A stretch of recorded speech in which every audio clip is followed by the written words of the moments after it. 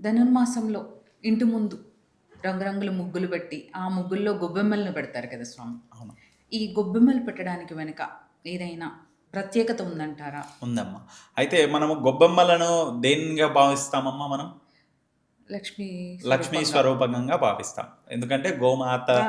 అవును. దాంతో మనకు చేస్తాం కాబట్టి. గొబ్బెమ్మలు చేస్తాం కాబట్టి, అది లక్ష్మీ స్వరూపంగా భావించి మనం పెడతాం. అక్కడ పెట్టి ముగ్గును వేస్తాం. దేనితో వేస్తామమ్మా?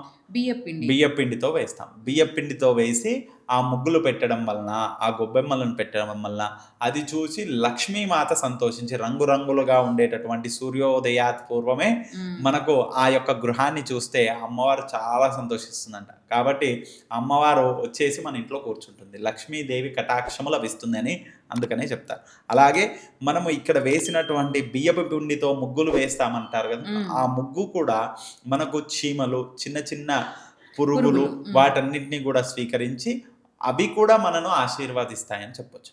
అందుకనే ఆ యొక్క బియ్యపు పిండితో ముగ్గులు వేయడం, రంగురంగులుగా బుక్క గులాలు ఆ! అలాంటివి కాకుండా ఈ యొక్క బియ్యపు పిండితో ముగ్గును వేస్తే మంచిదని చెప్పొచ్చమ్మా. అది దాని వలన పిట్టలు, పురుగులు తిని మనకు ఆశీర్వాదాన్ని ఇస్తాయి.